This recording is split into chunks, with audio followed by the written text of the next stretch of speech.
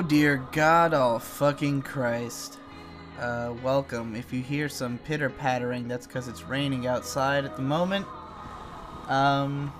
Hopefully that just makes it even more soothing if you can even hear it. So, I'd been saying on the last couple shows that I felt great. I kept reiterating that I feel great as I've been pumping iron and eating whatever I want or whatever. But man, I also said on the last show that I was gonna quit smoking because it was starting to get out of hand.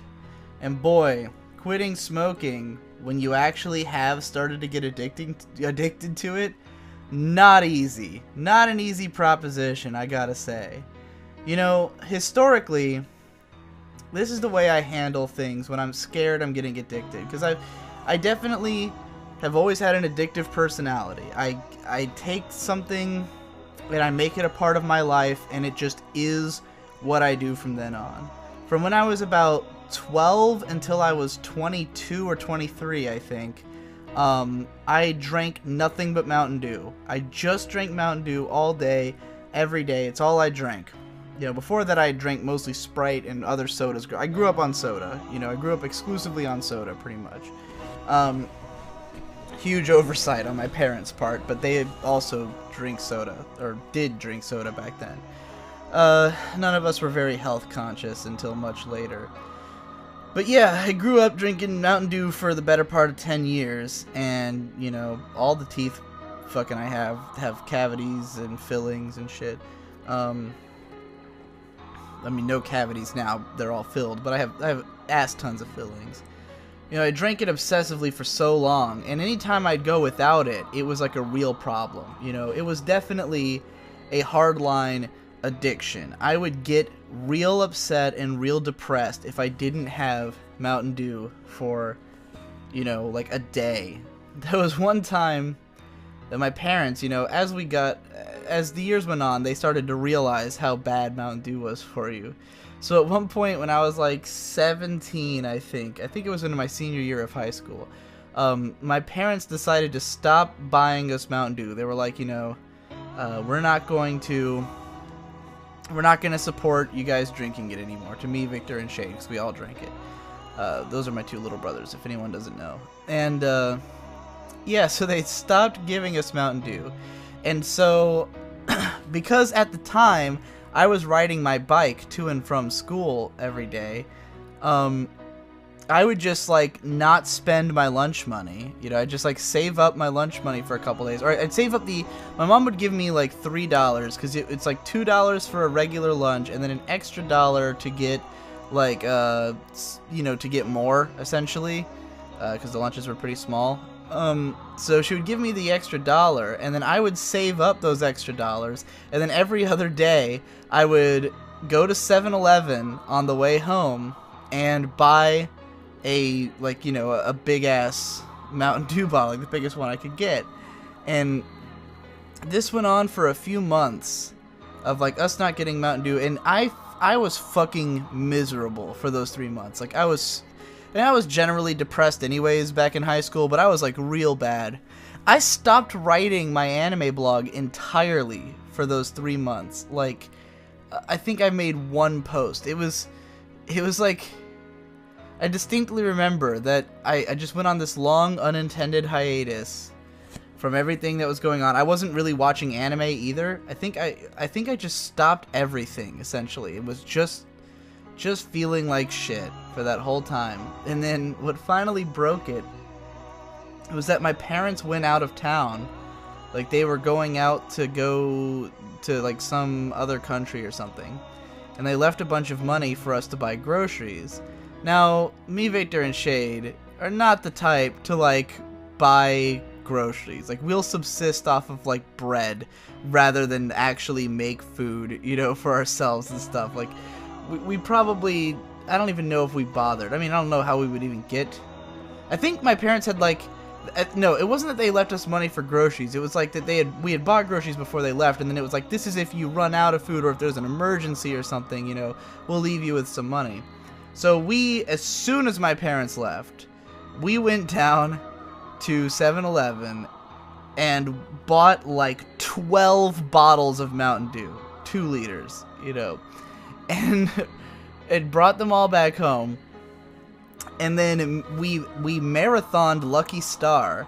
Like that night, me and my friend Donson, we sat on the couch, and this was the time, I think I've mentioned this before in a video somewhere, that like we had Anime Suki open, and there was this thread on Anime Suki, which is an anime forum, which had like goes through every single reference in Lucky Star and explains all of them. And we were like watching the show while like pausing to look at the references and stuff, and you know, figure out what all the jokes mean and stuff. It was a great time. We marathoned the whole show in a day. 24 episodes, I think, in one day, drinking all this Mountain Dew. And, you know, by the time my parents got back, I guess they had just, like, forgotten, or they figured out that we had, you know, done this, and they were just like, fuck it. So they started buying us Mountain Dew again. Wasn't until I was 22 or 23 that I finally had the willpower to just do it myself, to actually quit. So I quit completely, and what I took up instead is Wawa Diet Green Tea. Wawa is a local convenience store slash, like, fast foody restaurant kind of thing. And it's mostly a convenience store, but they sell food that like they'll make for you kind of thing. There's nowhere to actually sit down and eat. But anyways, they have their own tea, and I don't know what it is about their tea in particular, because like growing up I never liked tea, but then I discovered like cold green tea, and I was like, this is actually kind of drinkable. And I tried a bunch of different brands, but the Diet Wawa green tea is the one that like really is the only one I really like. So I took that up, and the reason I chose Diet Green Tea is because it has no nutritional value. It's basically just water and fake sugar. You know, it's just like water and aspartame, and that's it. And aspartame has a lot of people say a lot of bad stuff about aspartame. Most of it's not actually scientifically founded. It's mostly rumor. Aspartame's not actually bad for you, and as it happens, there's been more scientific studies done on it than like anything else in the universe because of all the bad rumors. But it's not actually bad for you. So yeah, I have an addictive personality. I gave up Mountain Dew and took up Diet Green Tea. Now, Diet Green Tea is a completely harmless addiction, so I don't mind that I'm addicted to it. I will get irritable if I don't have that like regular caffeine intake and have, you know, something like the Diet Green Tea. And now I can't even really stomach much soda anymore. I can have like a soda a day kind of thing. But I was always, you know, it's okay to be addicted to that, but I've always been afraid of other addictions. I try to keep everything to a minimum. Like, I love drinking alcohol, but anytime I've started to feel like maybe I'm drinking too much alcohol, I'll put a stop to it. I'll stop drinking for a little while.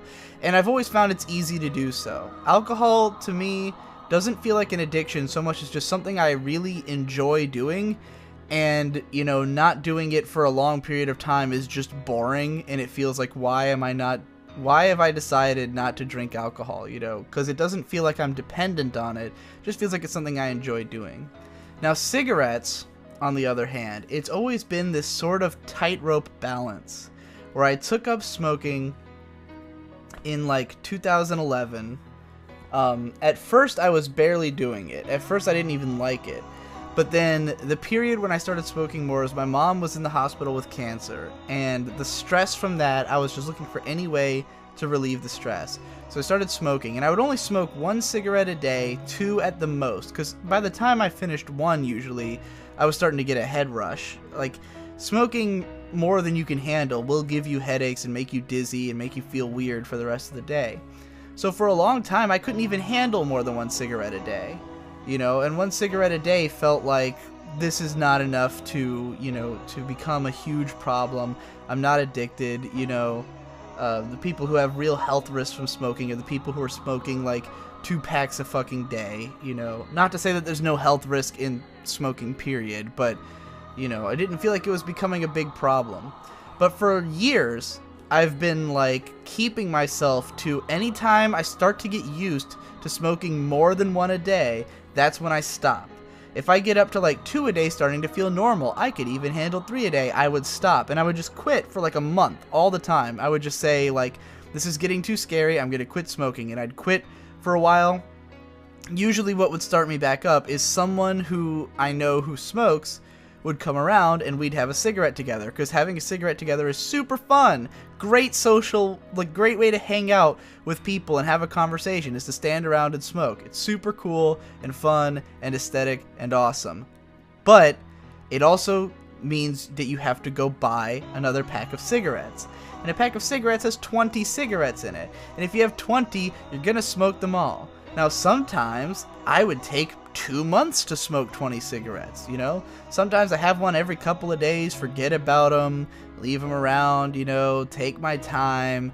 I'd buy cigarettes so rarely that, you know, one of the problems with being addicted to smoking is that it can be a huge drain on your wallet, you know? You're paying, it's only $5.50 for a pack of cigarettes here, which is pretty low compared to how it is in some states, but nonetheless, you know, it's not expensive if you're not doing it all the time. If you're smoking a pack a day, it's obviously quite expensive. So, I had quit smoking for a little while, and then Ben moved in, and Ben also smokes when offered. He hadn't been before he moved in, but we started smoking together. Well, Ben was smoking a lot more than I'm used to. He would go out 3 or 4 times a day, and because I was drunk consistently for like a week when RadCon happened, I was smoking just as much with him. And so I got back into it, and I got harder into it, and then I started smoking more and buying more packs and buying more different kinds. Well, it wasn't too bad, but then, you know, Ben loves vaping, and Ben sees it as like, if you're vaping, then it's no big deal, because even though, like, the worst thing about vaping is that it's addictive. It's that you will, like, it's still addicting to be addicted to nicotine, and you know, you have to spend money to fuel that addiction. But it doesn't cause, like, most of the problems that cigarettes cause. There have been cases where vaping was causing other problems, but those have been regulated since then, and, like, I mean, it's possible that it causes problems that we don't even know about yet, because there's not enough research done on it yet, but, like, the way it looks right now is that the worst thing about vaping is the fact that it's addictive, which in itself doesn't seem like a huge problem as long as you're okay with being addicted to something and spending money on it. So Ben is all about vaping, and he got me interested in the idea, so I bought an e-cigarette. Not a full-blown vape, just like one that you can buy over the counter at a 7-Eleven, you know. And what I quickly found is that because you can vape indoors, and because there's no sense of finality with a vape, where with a cigarette, you smoke it until it's done, and then you throw it away. If you're trying to keep to 1 cigarette a day, that's very easy to do. With a vape, you don't know how much is too much. You don't know how much you're really getting. You don't know when to start and stop every time you do it. And so you just kind of consistently vape all day, you know, and you don't have to leave the room to do it because it just dissolves into the atmosphere. It's gone. It's vapor. So very quickly, I started vaping way more than I was ever smoking. You know, it's way easier to vape all day. But what I found with the e-cigarettes is that the stupid fucking the little cartridges they give you. Like my cigarette came with 1, you know, and then you buy them in packs of 2. The cartridges only last like 2 days at the most. Like if you're smoking it, you know, consistently, it only lasts you about 2.5 days. And a pack of 2 is $7. So this is way more expensive than smoking normal cigarettes would be. Like normal cigarettes, you buy a pack for $5.50 and it's 20 cigarettes. Even if I was smoking for a day, that lasts me 5 days. And that's, you know, as long, if not longer, than the $7 for the 2 fucking cartridges was gonna run me. So, yeah, I was like, this is way more expensive. So immediately, I switched back to cigarettes. But now, thanks to vaping, you know, making it easy to consume nicotine all day long, I found that suddenly I could smoke way more cigarettes. Suddenly I can smoke 5 or 6 in a day, you know, which I could not do before. Not that I didn't do it. I could not even do that before. And I had bought these cigarettes. I bought a couple of different specialty, like, cool brands that I had heard about, you know, that I just wanted to try. And got way too into it. So I was like, okay, this is out of hand. And that's where I was when I recorded the last podcast. It was like the day that I decided, okay, let's quit again. Now, here's the important question. Do I take up vape, or do I just quit entirely? Now, the obvious answer is quit entirely, right? Who needs another expensive smoking hobby in your life? Why even do this stuff, right? But the truth is that there's a reason that I've been smoking all this time, and vaping, and all this stuff. And it's because it is a stress relief, and it is a simple stress relief you can do from home. It's something you don't have to go anywhere, you don't have to do anything other than, you know, it's an excuse to get out of the chair, to get up, and go stand outside for 5 to 10 minutes, and just relax, and, you know, and consume something which slightly changes your mind for a minute and helps you to have more energy and stuff, you know? It's kind of like an energy drink, except not completely disgusting. It makes your stomach hurt, at least for me. That's what they do to me. So, you know, yeah, it's like vaping, again, the worst part about it is that it's addictive and that you have to pay for that addiction. But am I willing to have that addiction? Or do I think I should just go completely without it? So, my first instinct is fuck getting a vape. I'm just gonna cold turkey it as I've done so many times before. It's never been hard before. It was never that hard to drop cigarettes for a month. You know, I might feel cravings for a couple days, but I didn't feel like I needed it. These last 3 days, I felt like I fucking needed it. I felt irritable. I felt shitty. I didn't want to do anything. And it doesn't help that this was compounded with another... In the last podcast, I was talking about the sort of big release that you get, the big come from posting a video up on YouTube. And I kind of got this like 1-2 punch going on where I finished watching Tsukuyomi Moon Phase, which was the last thing I had to watch for the first part of this video series I have upcoming. And, like, it was a pain to watch. Like, I did not enjoy most of the show, and it really sucked to try to finish it. But I finished it, like, right at the same time that Devu was finishing up the Cool Character Designs Gurren Lagann video, and that released right at the end of the month, and I got all my affairs in order. I had a lot of stuff kind of piled up that I had to finish, and I finished all of it at once. And I was standing at a point where there's no half-finished project that needs to get done right now. You know, suddenly there's nothing on the plate. We skipped PCP this week, so I didn't have a PCP to edit. I finished editing the commentary for the month, some other shit. I mean, there are some half-finished vlogs that I mentioned in the last podcast, but, like, nothing that was immediately on the plate was left uneaten. And so, for, like, you know, at the start of November 1st, I just kind of woke up and was like, oh, I have no plans. I have nothing to do. And I also don't want to do anything. I don't want to start anything because I have this really intense craving for nicotine right now, and I feel like shit. And I just kind of didn't do anything for a whole day. And then I borrowed the book Brand New World from Ben, started reading it that night, passed out, finished reading it the next day. That's all I did. I read Brave New World all day. Both of these days, I was awake for, like, probably only 12 hours or so. Like, I woke up before noon and passed out before midnight at some point, but, like, you know, close to those times. I lost all energy. I was completely lethargic. I didn't want to do anything. And then today, you know, the 3rd, it's the 4th now, but the 3rd is where I start today. I was just like, fuck it, I'm gonna buy a vape. Like, because even if this is a feeling that will eventually go away, even if cold turkey would eventually lead to me not craving this, I thought, there's no way I'm going the rest of my life without smoking or vaping. It's unreasonable to think so.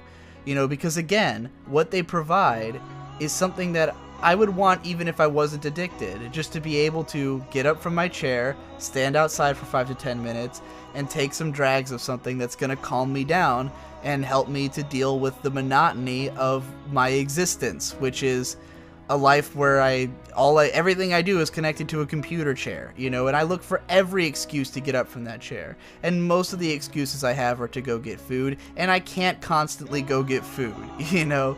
So at some point there has to be something else I can do, and it ended up being, you know, the easiest thing to do at home is to just go outside and have a smoke. So I was like, I don't think I'm gonna not do this ever again. So I might as well just buy a fucking, like, a real vape, you know, because it ultimately is a lot less costly than using the e-cigarettes. Because even though the e-cigarettes, the thing about a real vape, like the one I'm currently holding and have been taking hits from as I record this, is that the vape itself is like $45. And the liquid, I got like a $15 bottle of liquid, which is pretty big. And it comes with a battery. It's rechargeable, so I shouldn't need a replacement battery, but that's something you can get. And it comes with these coils, and the coils last about 2 weeks before they burn out, and then you have to replace them. I have one extra one, so they cost about $5. So every 2 weeks you're spending $5 on a replacement coil, and every once in a while you're buying more of the shit you burn in it. So it still costs, you know, a decent amount of money, and especially it's front loaded. You pay a lot up front for all this shit, you know, and then you kind of maintenance it. Whereas with the e-cigarette, it's like $10, you know, but then you immediately have to buy cartridges. This shit ultimately is way cheaper if you're going to be doing it for a long time compared to the e-cigarettes. So, you know, that's a big part of it, because I really didn't want to go back to the e-cigarettes because they're way too expensive. There's just no way I could justify spending what would probably be like $15 a fucking week to keep that thing going. And also, doesn't hold a charge for shit. You like, you know, drag on it for like 5 minutes and the battery's dead. So, yeah, you have to constantly have it on the charger if you're not using it, which is a pain in the ass. The real thing, infinitely better.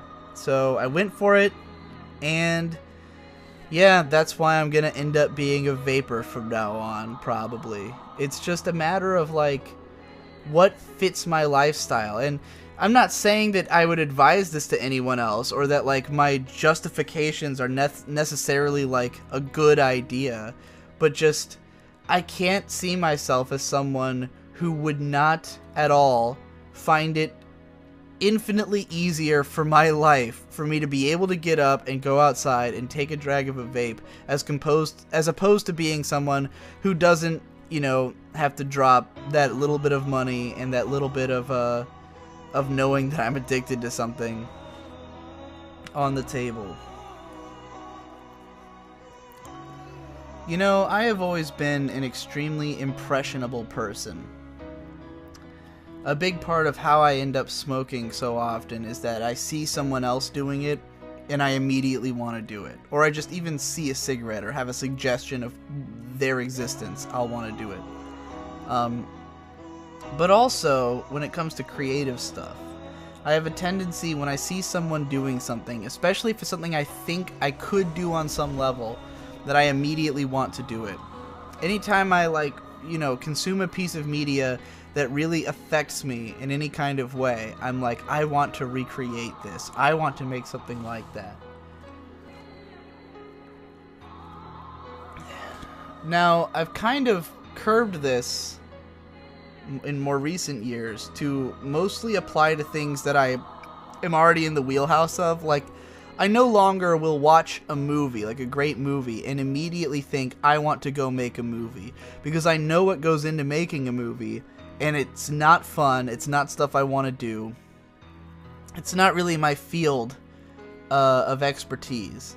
I mean, sometimes I wish Sometimes I have ideas in my head that I think would only work as a movie, but not that often. More often than not, the way I think has become reflective of the mediums I work in, which are writing and YouTube videography, vlogging, essentially. You know, blogging, vlogging. Like, I mean, the stuff I do, like, podcasting is not considered a vlog, but it is essentially the same thing. You know, it's just a vlog without a face. And while vlogging is thought of as showing your face on camera, what I do in my main channel is just blogging. Like, I ran an anime blog, and I write the exact same way I did before. It's just now a video. So it's basically vlogging, you know. All the stuff I do is vlogging, essentially, or writing. And so when I see writers who are inspiring to me of any kind, like, if I read a Film Crit Hulk article, that's always a great inspiration for me to go make analysis videos, because he's my favorite media analyst. And so reading his writing really, you know, gets me in that mood of like, oh, I'm going to write a great analytical blog post, you know. But then seeing certain stuff that's more narrative driven, that's like, that reminds me that I could be creating a narrative, those are the things that sort of get to me in a way that is of questionable goodness, because I'm not a good fiction writer. I'm not good at weaving a narrative that's anything other than obvious or like is exactly what I am. I'm very blunt and direct about my approach to things. When I watch like an Endless Jest video, one of his that go into like these really winding or in-depth scenarios, you know, especially something like the Horseshoe finale or its sequel, then I have this sense of like, man, I could be doing so much more with the medium of YouTube videography. You know, I could be creating these meta loopholes and like really, you know, twisting my language in such a way to set up and pay off and all that stuff, and creating a more narrative experience, because I do think that people feel something more deeply when they get that kind of narrative experience. You know, I think I've made a lot of vlogs that people have told me are like deeply important to them. You know, every once in a while I make like a podcast or a vlog and people tell me, man, this one really resonated with me and it's my favorite one you've ever done, and I'm so glad you said this, and it's been really life affirming for me. And I really appreciate that. But at the same time, I feel like with those kind of videos, you will eventually just internalize the sentiment more so than remember the video. You know, like, if I say something like, here's how you should treat your life, and someone says, wow, I never thought of it that way, I'm going to treat my life that way from now on. It's the sentiment that you'll keep remembering, not how it was delivered to you. And with Endless Jest, what you remember is how it was delivered to you. You know, what made Horseshoe Finale so memorable is not just the things being said, but the fact that he was in that set with that shot, you know, in that pose, him saying it in the way he said it. Not to devalue what I do, but I definitely think that there's a level of artistry to what Jesse's doing that I haven't completely tapped into yet. And I have had moments that did it. I think the biggest one is in the Asterisk War Sucks Part 9 with the McDonald's thing, where I just broke into this very evocative, artful feeling, and I sort of told this little narrative about me going to McDonald's, and it really had a lot of impact. Not just like, you know, it wasn't just about the sentiment of A1 Pictures makes things, you know, all look the same. It was like the way it was delivered was what's memorable about it. That, wow, he did this film segment, and, you know, I want to be able to make more things like that. And when I read novels, like classic literature, like I just read, you know, Brave New World, and I was thinking how if I wrote a story like Brave New World, my instinct would be to just literally describe it. To just describe this world. And a lot of the book is kind of that. This book is very heavy on just world building and a lot less story. And when it actually does develop a story, it gets a lot less interesting, in my opinion. Like, the most interesting part is the beginning, where it's just establishing the setting. But it does it in a very, you know, narrative way, with very flowery language that sort of leads you through and has all these clever, you know, writing techniques. It's not blunt the way my writing is, the way my talking is, where I'm just telling you exactly what things are, you know. There's nothing to interpret in the way I talk. And I think that extra little bit of having to interpret, of having to, you know, process information, helps it to become more memorable and more ingrained in your psyche. Where if I just tell you something, then you immediately get it. But if you have to think about it a little bit to get it, then it sticks with you longer and it lingers in your mind. And that's why so many of what we consider artistic masterpieces are things that are complicated. Because when it's simple, you don't ruminate on it for very long. You just consume it and it's over.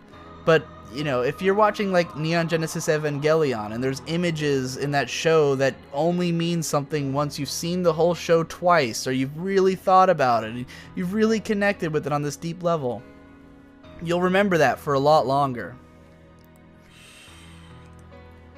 And it's not necessarily that I think that those works are more valuable, but I do think that they are more valued.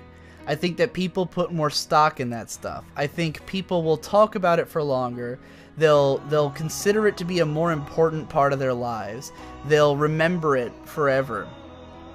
And while I think I stay in people's minds because I make this consistent output, that I'm always making new videos and talking about, you know, new ideas and perspectives, I don't think I've made a lot of stuff that if I stopped producing shit today, people would keep bringing it up forever, you know? I think there's a few things that would get brought up a lot. The Asterisk War sucks, the Sword Art Online sucks, those will keep being mentioned, you know, for years if I stopped making stuff. People would bring it up every once in a while in an argument. Maybe a few of my other videos, but most of it is stuff that matters in the moment, you internalize the message, and you forget the video.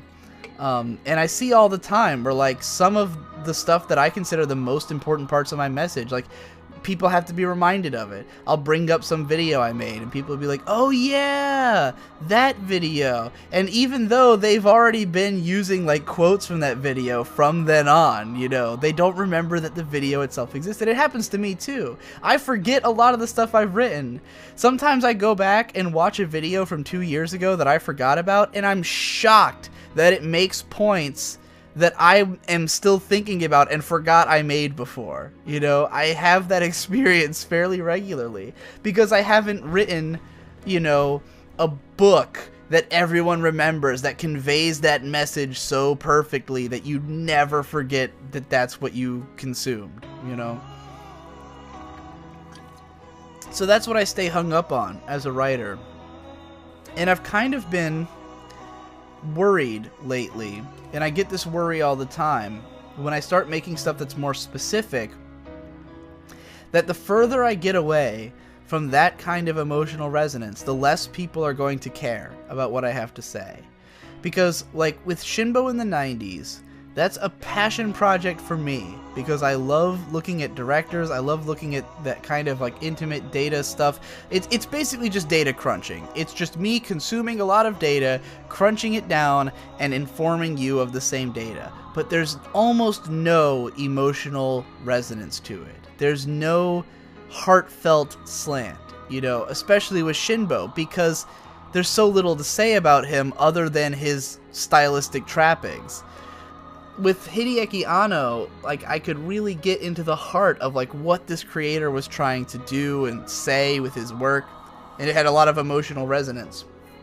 Shinbo doesn't have that.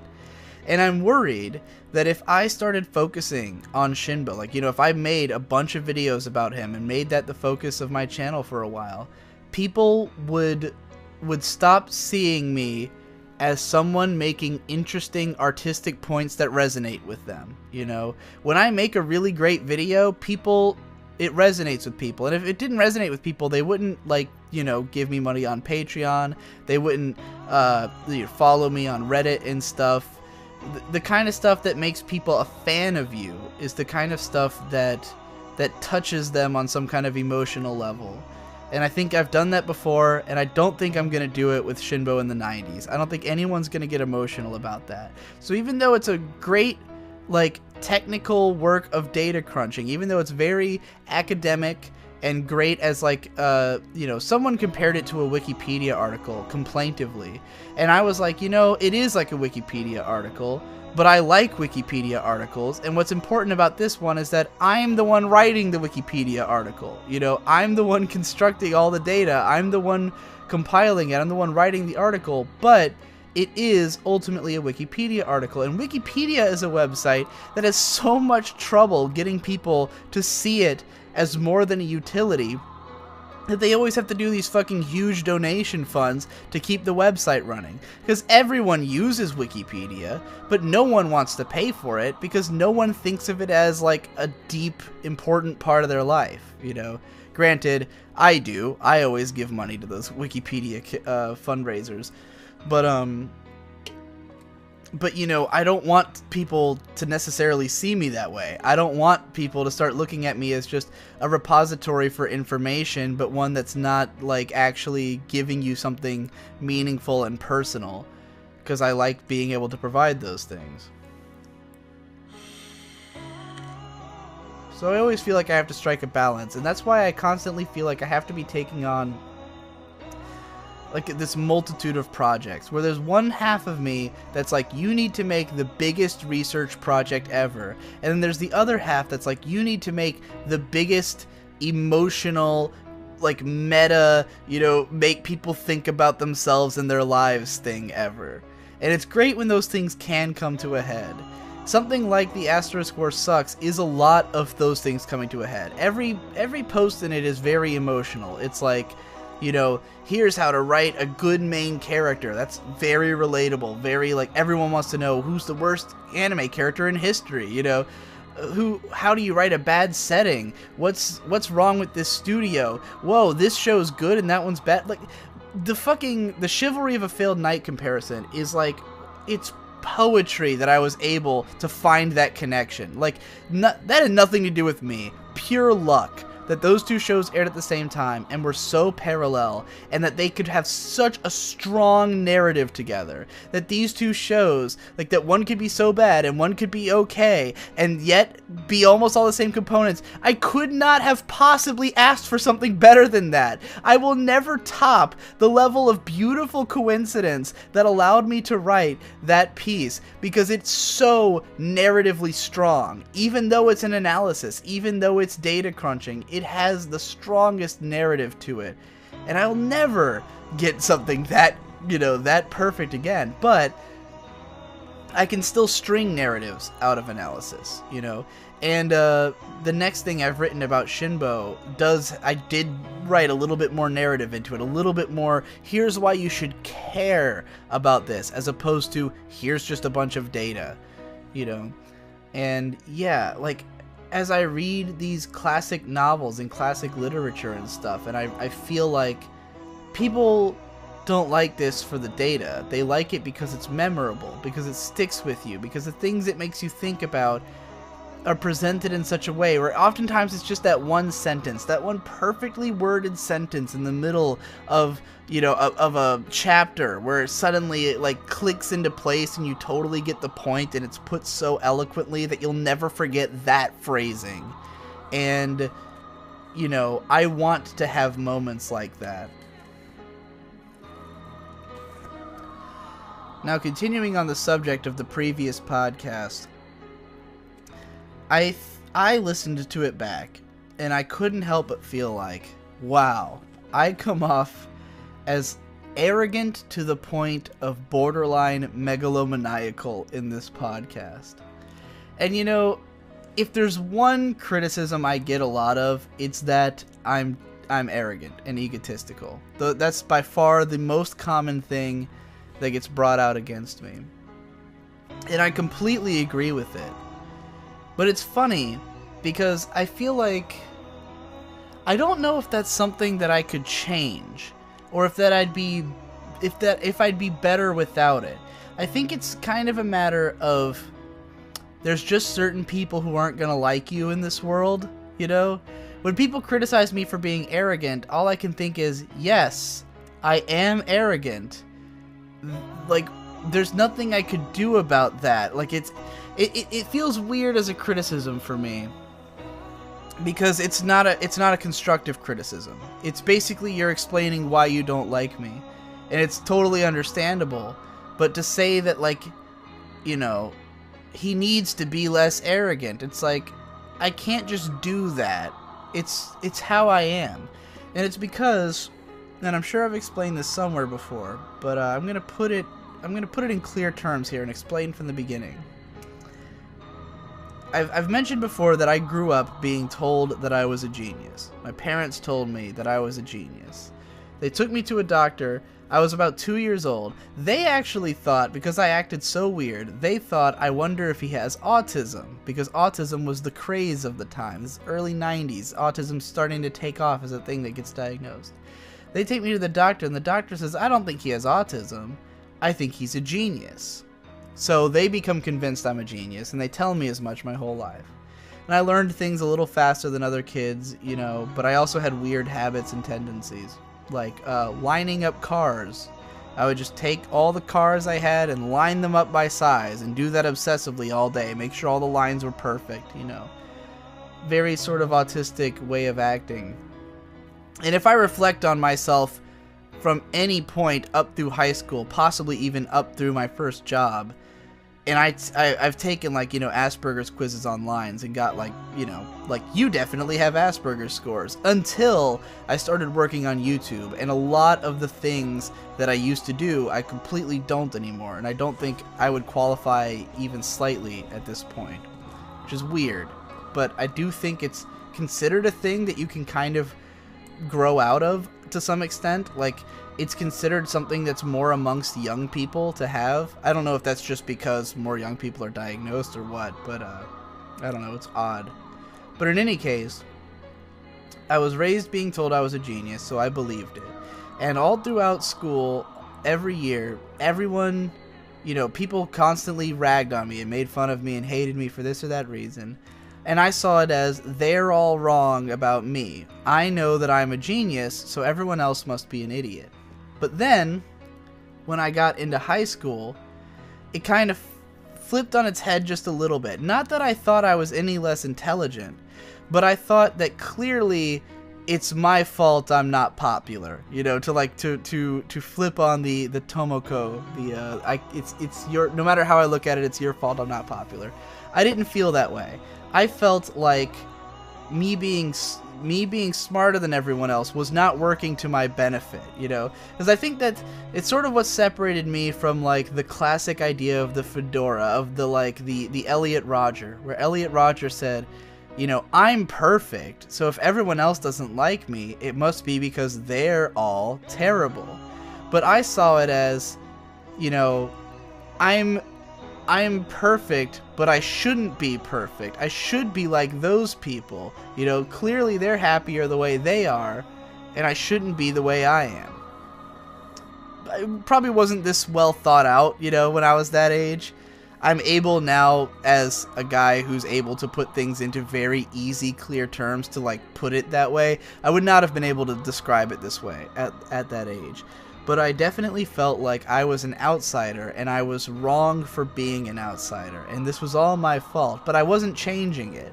You know, I wouldn't change anything. I was never willing to, like, give an inch. I just was, like, hoping that one day I'd run into someone who accepted me for who I was. You know, I always thought, you know, I'm not gonna go and change myself to try to fit other people. I'm gonna wait until someone accepts me for who I am. But until then, I'm just gonna be this lonely, sad sack of shit. And now I'm famous, and everybody loves me. So, basically, when I was 16, I remember coming up with this phrase, I'm sure I've repeated this, that if I can't do what I want, then I'm going to kill myself. Because the way I saw it is that life, normal life to me, was nothing but depressing. It was just a bad time.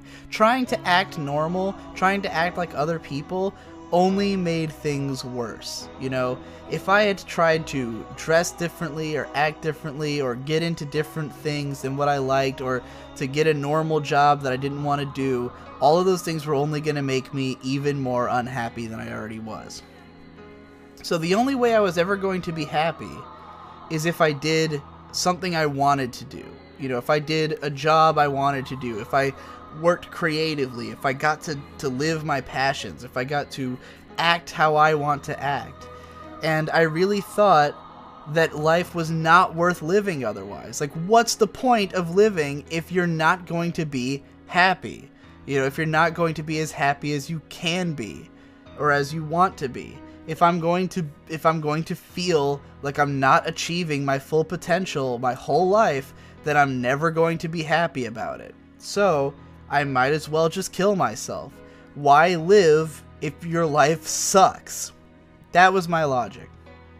So I went about it as, let's never do anything other than what I want. And for years, I struggled with, you know, like, I mean, it was a long time before I got off my feet. And I still did it young. You know, I was like 23 when my YouTube career really took off.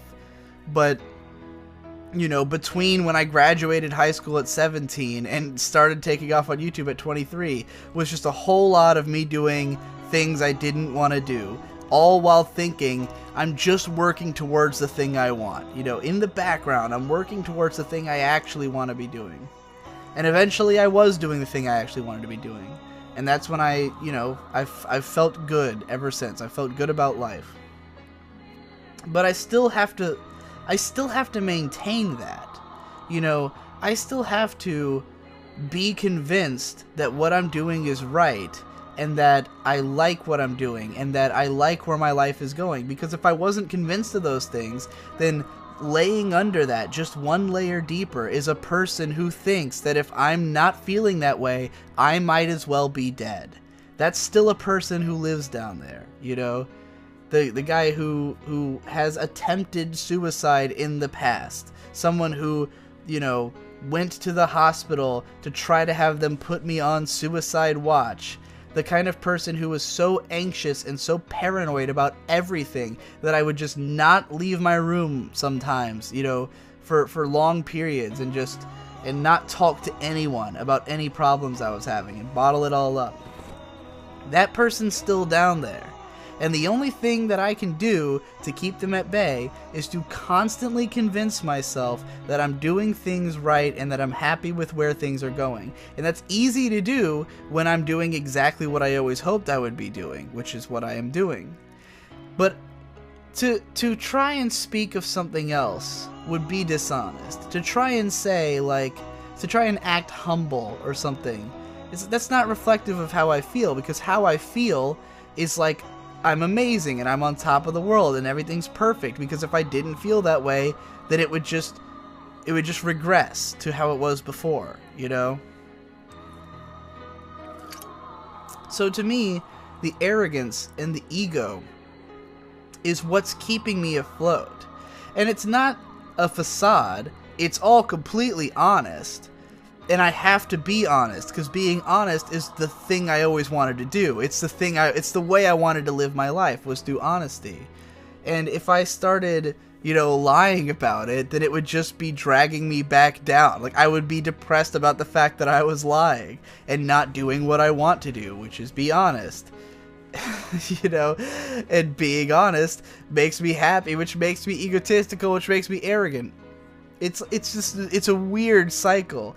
And so, like, ultimately, sometimes I feel bad that because I recognize the arrogance. I recognize sometimes when I'm just going, like, so full tilt on the idea that I'm just amazing and stuff.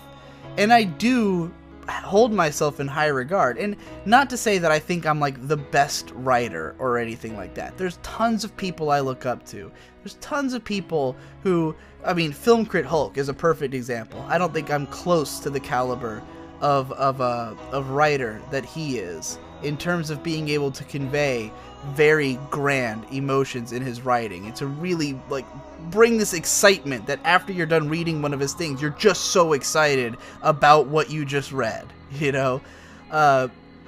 Or on a technical level, I'm not as good as Ghost Lightning, who was, you know, the guy who sort of trained me in how to write better. He was just more eloquent, had better words, was better read, you know. And over time, I will eventually be as good as Ghost Lightning. Maybe I'll eventually be as good as Film Crit Hulk, because I don't think either one of them is an extraordinary genius who I could never hope to match. They both are just 10 years older than me, you know, and 10 years more experience, 10 years more writing, 10 years more reading, 10 years more knowledge, and eventually I'll have that, and I think I'll be as good as either of them. There are some people who I'll probably never be as good as. I don't think I'll ever be as good a writer as Andrew Hussey of Homestuck, because the way that he writes is this, like, this insane natural extension of his mind. It's like his whole creativity goes into Homestuck, and it's just so much more sprawling and creative than anything I'll probably ever do. I'll never write something as massive as Homestuck, and as influential, and as you know, as wide appealing or anything like that. But you know, he's a very special kind of genius.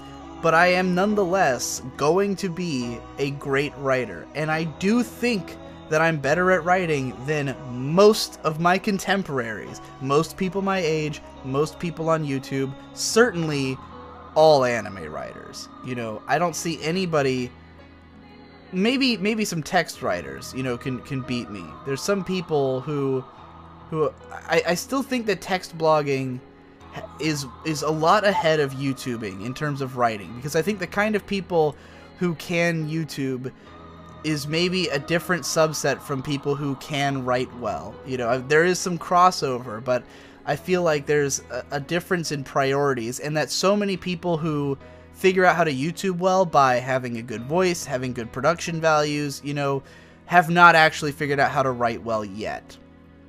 Some of my friends are kind of on that borderline, where I think Hypocrite and Best Guy Ever are both fantastic video makers, not very good writers. Great at coming up with stuff in video form that I'd never think of. You know, both great editors, far better editors than I have ever been. You know, Hippo can make jokes out of the creativity of how he films things and the creativity of how he edits things and performs things. That's half the joke. You know, he can take a joke that is just badly written and deliver it so hilariously that it becomes a good joke. You know. And Best Guy Ever can edit he can edit anything. He knows his way around the programs perfectly. I don't have those skills, but I can definitely write most people under the table. And the only person I know who is better at writing than me in the video world is Endless Jess. He's the only person who's more clever, more, you know, more intimately connected to the written word. And that's because Jesse writes way more than he video produces. He has like hundreds of unreleased scripts. He writes blog posts on Patreon now. He's written tons of shit. I've seen his writing on Facebook where he would write these rants and stuff. Jesse's always been more of a writer, and also more of a reader than most everyone I know. He reads a lot more books. He's just better with the language than I am. Mr. B-Tongue is better with the language than I am, so far. I don't think I would have too much catching up to do to him, but he's definitely better with the language than I am. Those are the only people I know of on YouTube who I can definitively say that about, who I watch and I go, that guy's a better writer than me, you know? So yes, I am arrogant, but I also see myself in a place, in a gradient.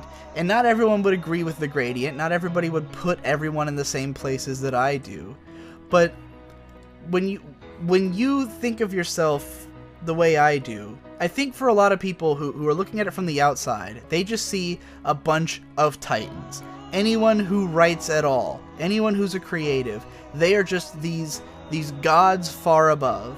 And if they don't really like you, like, you know, if someone doesn't really like my writing, and I compare myself to a writer who they do like, They see it as like, how dare you, this lowly plebeian, compare yourself to one of the exalted gods, you know? And I get that, but for me, as a writer, I see myself as working my way up a ladder of writers. If I go up one rung, bam, I've grasped the rung that puts me above this other guy, you know? When I started writing video, I would have put myself on the level of Errant Signal and, Egoraptor might have been a much better video producer than me, for sure. But, like, in terms of writing, I would have put myself around Egoraptor, Errant Signal, and stuff. Now I think I'm better than them. I do think I'm a better writer than Errant Signal, whose style has not progressed almost at all in the time I've been watching him. He makes very little progress. And Egoraptor, who just stopped writing about 3 or 4 years ago. And for whom writing is a very laborious process, as I understand it. So, you know, I'm making progress. I'm climbing the ladder. One day I'll be able to write as well as B-Tongue. One day, unless B-Tongue continues improving, one day I'll be able to write as well as Ghost Lightning and Film Crit Hulk. And maybe, if I'm fucking lucky, I'll be able to write as well as Jesse. But I do think Jesse is also still improving and still, you know, hashing out whole new ways of writing and whole new creativities. So I think, you know, with him, I'll be chasing a moving object that might even be moving faster than I am. But still, as a writer, this is how you think of yourself. I am in that world.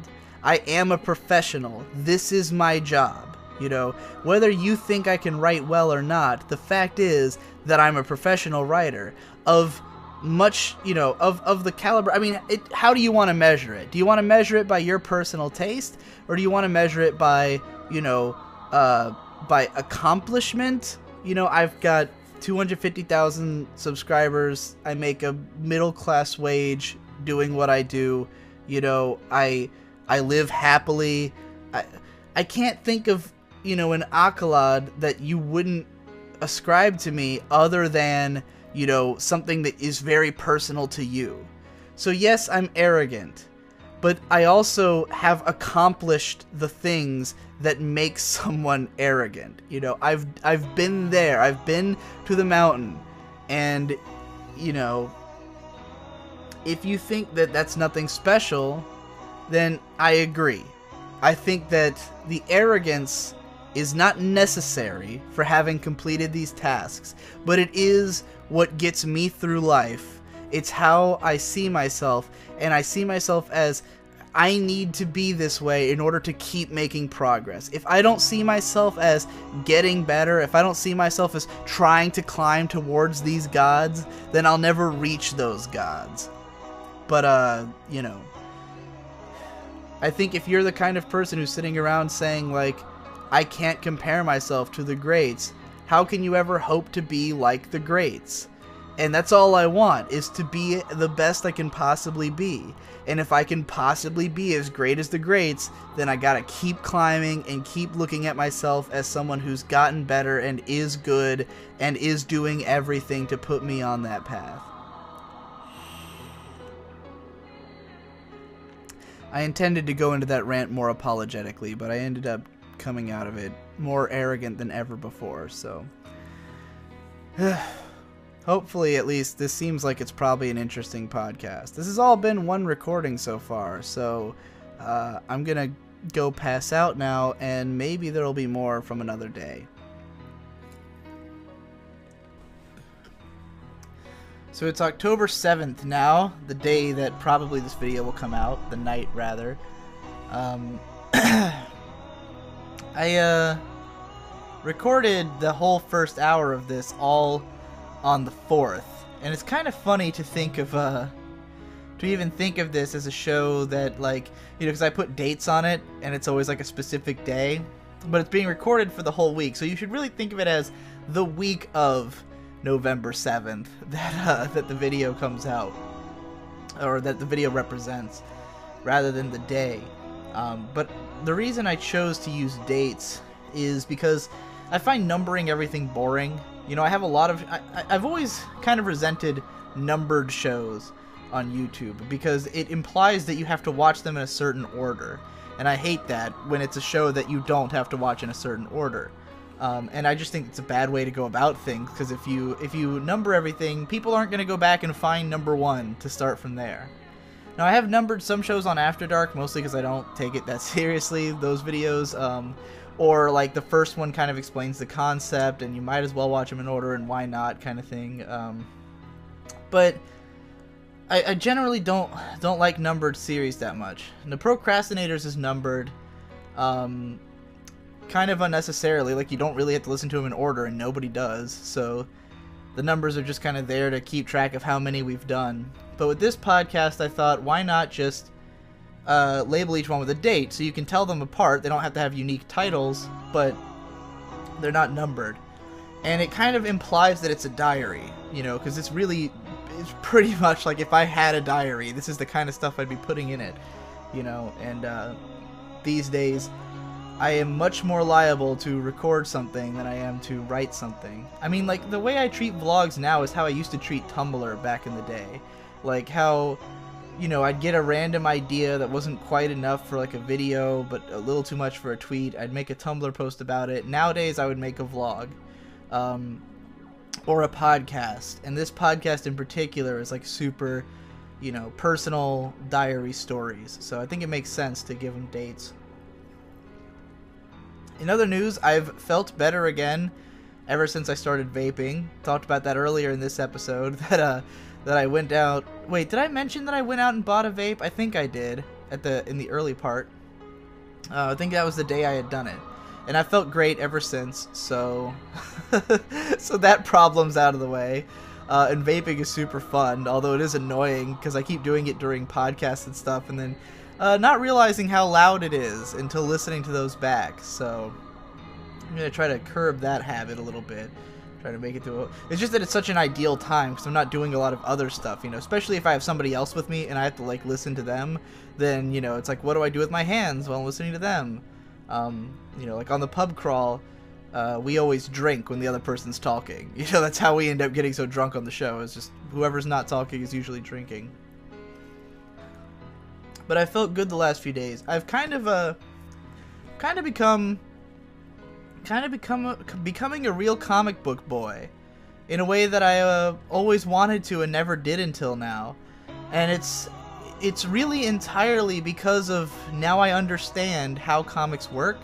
I don't remember if I mentioned this in another episode, that, like, you know, Jesse started at the panel cast and it got me looking into individual comics, and what I realized as I was reading through Gwenpool and The Vision, like shortly after reading The Vision, it suddenly became very clear to me that comic books almost always come out in these, like, 1 or 2 volume stories. Like, even if it's a long-running comic, like, I've always been under the impression that you really have, like, that there's these long runners that have been going on forever, and you have to read the whole fucking thing, all 80 volumes, or the endless annals of this comic book, you know, in order to understand it. And I think it doesn't help that I was into DC, because when I tried to get into comics in 2012, it was because the New 52 had just started, and, like, the thing about New 52 is that it was like a complete reboot of the entire DC universe. So I thought, well, that's a really easy way for me to get into it. I mean, that's exactly what they were going for, is to get a bunch of new comic book readers to have an easy in and not feel like they had to catch up on 80 years of continuity, you know? And so I'd read, you know, a few of the ones that interested me. I read Batwoman, which I love. Swamp Thing was Animal Man was okay. And there was a couple others I read, but, like, because it was so early on, I was under the impression that, like, I'm just gonna be reading these forever. Like, this is this new comic has started up, and it's gonna keep going and going and going till the end of time, you know, and it'll switch artists weirdly and randomly, and I won't know what's going on sometimes.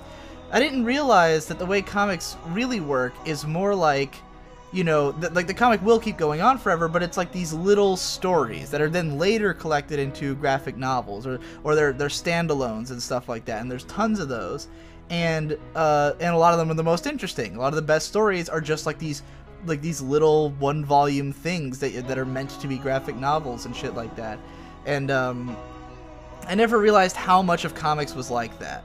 So, you know, now I'm looking at, like, I've been reading a bunch of stuff where I just pick some some series, you know, some part of a series, and I just read that, and I'm like, oh, okay, now I've completed that whole thing, and I have a better understanding of the characters and what's going on. Jesse recommended this one Silver Surfer comic with like unbelievably gorgeous artwork. It's only 4 issues. It was about the death of Silver Surfer, and it was fucking epic and cool, and now I understand Silver Surfer. And then, you know, did the same thing with a few others, and the one that was most interesting is just yesterday I went out and saw Doctor Strange. And it was the first time that I ever felt like I understood what comic book fans feel when they watch a comic book movie. Because I've heard stuff like Kevin Smith on his podcast where he talks about like how he'll go out and see like Batman v Superman, and just the fact that this one like kind of character shows up was enough to justify the whole movie's existence to him. Like, even though he admitted to all these flaws with the movie, like the fact that that thing was there made it interesting and worth seeing. And like that's something I couldn't relate to at all. But with this Doctor Strange movie, I was like, I went into it and I watched it. It was okay. It's a decent movie, and just like any other Marvel movie, I mean, my impression of all the Marvel movies is basically, yeah, that's a fun time, but they're all pretty much the exact same thing. I'm very sick of the formula of them. But what made it different this time was that I watched it because I was curious about Doctor Strange. Because I had just read in Gwenpool where Doctor Strange shows up and he seemed really cool. And then he was in the Silver Surfer comic and he seemed really cool. And I was like, man, I kind of want to read Doctor Strange. So then I go out and I see this movie, and now I know the whole backstory of Doctor Strange. I didn't know any of it. I knew nothing about him other than that he was like basically a Time Lord. You know, that's like all I knew. So now I know his whole backstory. And like in the context of seeing the movie, that wouldn't have been that exciting. It would have been like, alright, well, now I know about another superhero guy, whatever. But where it got exciting was I came home and I immediately read the whole current run of Doctor Strange that started last year. So 13 issues, the first 10 of which comprise a pretty open and shut story. Like, the story is still, like, the current story continues from where that one left off, but it's like, it's a definitively different chapter. You know, it's a new story, it's got a new artist who's not nearly as good as the other one. But like, what was great about it was I picked up this comic and like it takes place, you know, pretty far into Doctor Strange's narrative, but I now know who all these characters are. Like, I completely got it. I knew who everyone was, why they were important, and I was like, sweet. You know, all I needed to catch up on was like the little subtle changes between the film and comic interpretations. So yeah, it was really neat, and I got to read that comic, and I think I appreciated it more because I'd seen the origin story, and the comic is even better than the movie, because the movie has the problems of following, you know, the Marvel Cinematic Universe formula too much, and being, well, very trippy for a mainstream movie, not that trippy compared to what you would find in a comic book. Whereas the comic is like especially trippy even for a comic book, you know? Like when I was watching that film, I was thinking, this is kind of epic in a way that's not unlike how Silver Surfer was epic. Because Silver Surfer had these like crazy ass ideas, these high-minded sci-fi concepts just thrown about, you know. And the movie kind of does that. But the comic of Doctor Strange, like the whole point of it is that it's just nonstop insanity. Like, because Doctor Strange's world is one of just like, you know, mind-breaking horror at all times. So yeah, I think the film does a good job of like broaching the subject of Doctor Strange, whereas the comic really fulfills the promise of Doctor Strange in a way. So yeah, it was pretty cool, and I read the comic. I really liked it, particularly the first part. The new storyline that it's now going into isn't as interesting, but I'll keep up with it for a while. You know, probably read some other older Doctor Strange stories that are good, you know, and check out what's out there. But now I just feel so much more acclimated to what comics are and like how to explore that medium, you know, that I can read it in these little bite-sized chunks, and like most of them involve other characters, so I can, you know, start to feel out who they are. Like, I got interested in Doctor Strange because he was in Gwenpool and Silver Surfer. And even those characters I now only know so much about, and I'd like to see more of them, you know. Scarlet Witch plays a big role in the Vision comic. Scarlet Witch is also in Doctor Strange, so now I'm curious about Scarlet Witch. I might read her thing, you know. So yeah, it's a cool way to just jump into this web and like find your way around. And I think I like the Marvel stuff more than the DC stuff. It could just be that I haven't read the best DC stories. You know, like Batwoman, what I kind of liked about it was that it was not super connected to everything else. And I mean, it becomes sort of tied up in the whole Batman thing. You know, obviously it's related to Batman, but she was pretty individual. And I didn't feel like I had to know too many other things in order to appreciate it. But with the Marvel universe, I feel more of like inclined to explore all these different people and find out about them and why they're important to one another. And I'm sure at some point it'll like the whole broken continuity thing will shatter my mind to pieces. But honestly, it doesn't bother me that much because I kind of see each individual comic as like a parallel universe from the last one. Like I can't really like I read Doctor Strange and I've read Gwenpool, and I don't think that they like it doesn't make sense to have them in the same timeline. Like I don't know at what like Doctor Strange is definitely the same character in both stories, but with what's going on in the Doctor Strange story, he couldn't possibly appear as he does in the Gwenpool story. So when does her story even take place in comparison to his? When does it's such like a temporal fuckfest, like to even read two comics, that for me it's easier to just compartmentalize each of them as just a totally different comic that happens to overlap in some ways with another one, you know? Kind of like reading or watching everything by Clamp. If you're an anime fan who knows Clamp, like they had the same characters would appear in all these different stories but not necessarily make sense in them. Now what it's given me to get into comics is something great, because I've long wanted to explore every medium. I want to be someone who is cultured in every, like, you know, main medium of art. And part of it is because I want to see all these different interesting ideas and, you know, explore all these things and be able to have conversations about them. But also, a more selfish part is that all of it helps me to justify anime. Because I explained this in my video, like, Is Anything Deep? Where when I consume stuff in other mediums that is considered to be deep, it never actually feels like anime is any less deep. And I feel like there's this cultural idea in every medium that like this medium's deeper than that one, this one's got more going on. And I think right now the medium that's the most pretentious is film, because even though we've got this whole, like, actually it might even be spurned on by this whole Marvel universe thing, where there's all these big Marvel popcorn movies, and it's really created this heavy divide in the film communities of people who, because they see those movies, they now are like overcompensating on loving the so-called masterpieces, the, like, you know, the super deep films and stuff and the artsy stuff. And I feel like there's this overcompensation happening to really celebrate the super deep stuff and to present it like it's this highbrow shit. Whereas other mediums, I feel like there's not so much of a divide between the popcorn stuff and the deep stuff, that like stuff can bridge that gap fairly easily. And anime bridges that gap constantly, where I really think that shows like Kill La Kill or Gurren Lagann have some of the deepest stories I've ever seen, you know, in any medium.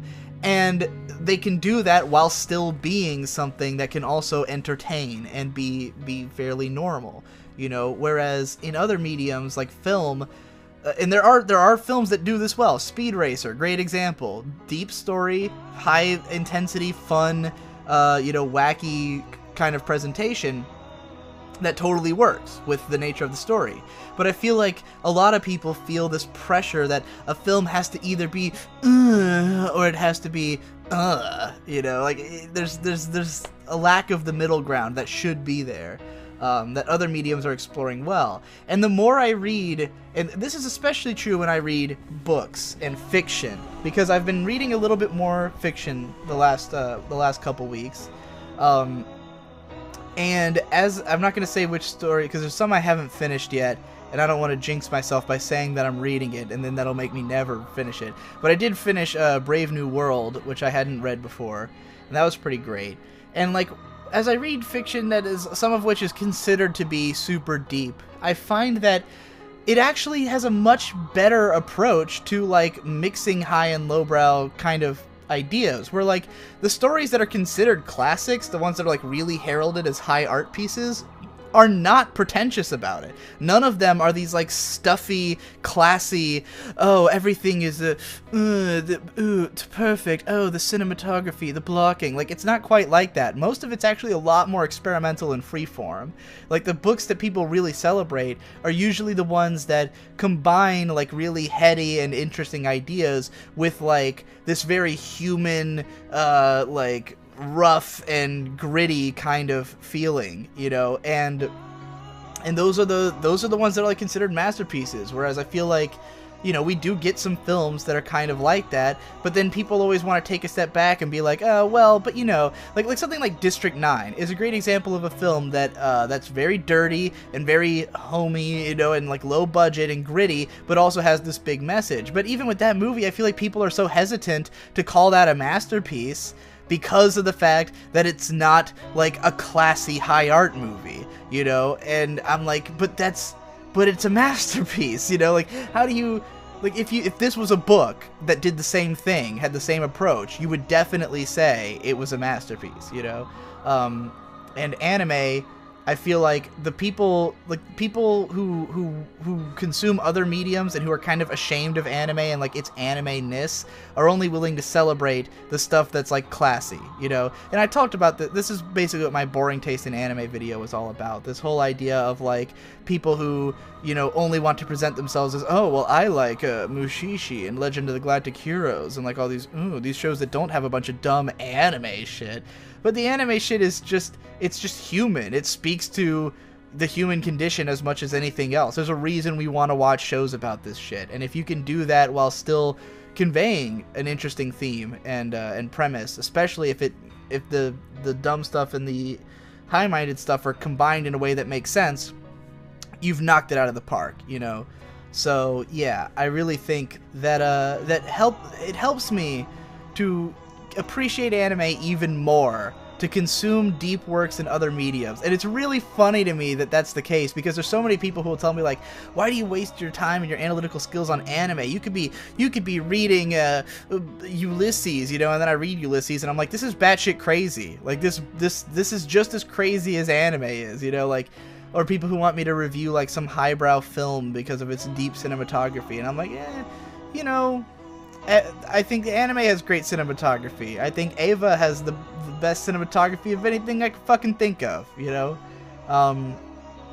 So yeah, I guess that's the point I'm making. And it's really cool when I get to like read comics and figure out like where do they relate to anime and manga, and where do movies relate, where do books relate, and then I can sort of have this greater cultural understanding of all of them. And one day I'll have read enough books and read enough comics that I can actually talk about them in like a forum with other people, you know, because I feel like what I've come to realize about why I don't do that, why I don't talk to other people about like comics, because I went on the 4chan comics board, and I was looking at some of the impressions of like Doctor Strange and stuff, and the conversations are very specific, and everyone's very opinionated. These are all people with like deeply held beliefs about these characters and stories and like what they want them to be. And I realized that I'm kind of afraid of being influenced by that. Like, I don't want, even the panel cast is a little scary, because like, for instance, Jesse will tell me something like, you know, Lady Thor is terrible, right? He has all these great justifications for it. But what that creates in my mind is like the expectation that if I go read Lady Thor, I should expect it to be terrible, when really I might read it on my own, and like, because my values in comics might not end up being the same as Jesse's, you know, maybe I'll see it in a totally different light. I have no idea if that'll be the case with Lady Thor in particular, but like, you know, there's a lot of stuff that I want to form on my own without having to confront other people's opinions too much until I've made it there. And then once I have all my opinions, then I can go into that sparring match and, you know, with a little bit more confidence, and not let myself be swayed by what everyone else is already thinking about these shows or these comics. You know, I'm the type of person who I feel the need to know like to feel comfortable that I know everything about what I'm talking about before I talk about it. You know, not that I have to be right about everything, but that I have to have all the information. And like, I'm so careful even on Twitter to even mention having consumed something, because I don't want to have to, like, if I almost tweeted out the other night, saw Doctor Strange, pretty good, then read the comic, very good. And what I was afraid of is that the tweets that I would get in response would either be other people's opinions on Doctor Strange, people telling me which Doctor Strange comics I should be reading instead of the 2015 one, people telling me to read just some other comic or see some other movie, or asking my opinion on the MCU and all this shit. And I was like, I don't want any of that. I don't want any of that right now. I want to, on my own, find my way through Doctor Strange, and if one day I come to the conclusion that yes, that comic is not as good as this old one, or maybe I thought the movie could have done this or that differently, then fine. But you know, I'm not ready yet to have other people sort of affecting my overall perception of comics, you know. I'm willing to let Jesse guide me through, because he's a trusted tour guide and someone who really wants me to think comics are cool. You know, he wants people to like comics, so it's important to him that you know, that he not end up ruining it for anybody. So yeah, I think it's a fun little trajectory, and I've talked about this with the Devu plenty of times, that I think I am relatively close to having completed anime. I think that day is coming in the next 3 years. And here's what I mean by completed anime. There is a limit to how many shows I think I need to watch. Like, there's an end goal to that. Because, you know, if you go back through anime history, it only goes so far. The first shows, the first TV shows are from like the 60s. You know, there's movies going back before that, but not a whole lot of them. It would not take that long to consume all of the things that I need to, that I haven't seen yet from history, you know? And then there's also a lot of stuff that I need to rewatch, to reaffirm my opinions on, to, like, you know, to figure out how I feel about them. And lots of stuff I want to cover with regards to both. There's lots of shows I haven't seen yet that I want to talk about, lots of big concepts, lots of creators I want to follow, lots of, and lots of older things I've seen before that I want to cover, again. And I think that in 3 years, I'll have covered all of it. I think within 3 years, anything that exists now that I haven't talked about, that I have an idea for, I will have covered in the next 3 years. Now, anime is always coming out, so it's not like I'll ever have no anime to talk about. And this estimation could be a little short, it could be even, maybe I'm overestimating how long it'll take, you know? Because I've had some moments of knocking something out that, like, for instance, music videos. I watched all of them, you know, for the sake of that video, the 10 anime music videos you should check out. I watched all the anime music videos that are out there, you know, with the exception of, like, some that are not professional work, or are just not listed on my anime list for whatever reason, or are a part of like a bigger series that I didn't cover. But I've watched pretty much every anime music video, so that's done. I don't have to worry about that until new ones come out, and I can take them individually as they come. You know, I watched every Shinbo show from the 90s. That's been on my bucket list forever. You know, that's done. I don't have to watch any of them ever again. I've already talked about them, you know. There's only a few that I'd really feel the need to go back to, even if I wanted to. So yeah, there's a chance that within 3 years, I will have finished everything I wanted to do with anime. And I'll still talk about it forever.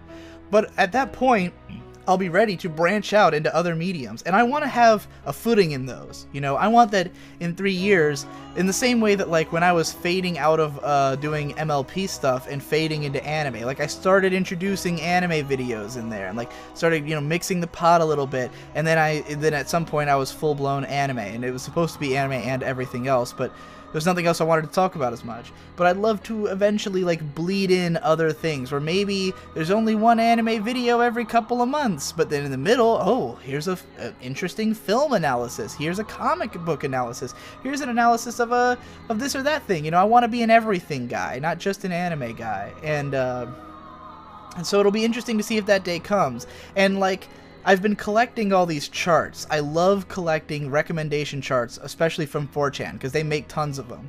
And I've been going to every board and just like checking until I find charts, and then downloading all the charts I can find, and just crossing off anything I've consumed. And it doesn't, like, when you look at one of those charts and you haven't seen anything on it, it looks huge.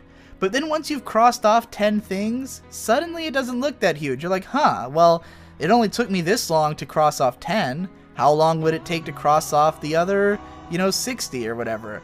Well, I guess, it would just be 6 times what I just did, and what I just did didn't take a year, so 7 years. That's, a reasonable chunk of time, and that's not consuming all at once. That's while doing everything else.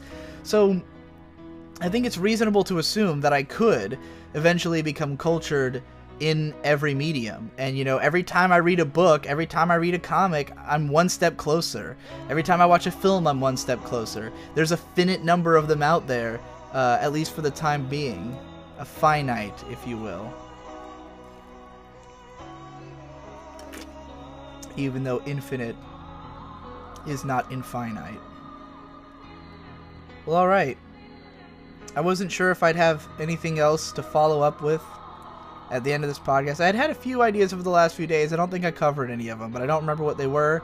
So, yeah, that wraps up this episode of the Digibro Decompression Chamber. I hope you enjoyed it. I really felt this was like my strongest one yet. I had a lot of fun with all these topics. So, thanks for listening. Go have a nice day. Or a nice night, as this one will probably be released at night. Daylight savings time ended, so it's like fucking dark outside and it's not even 6 o'clock. Have a nice night, listen to this relaxing music, and chill out.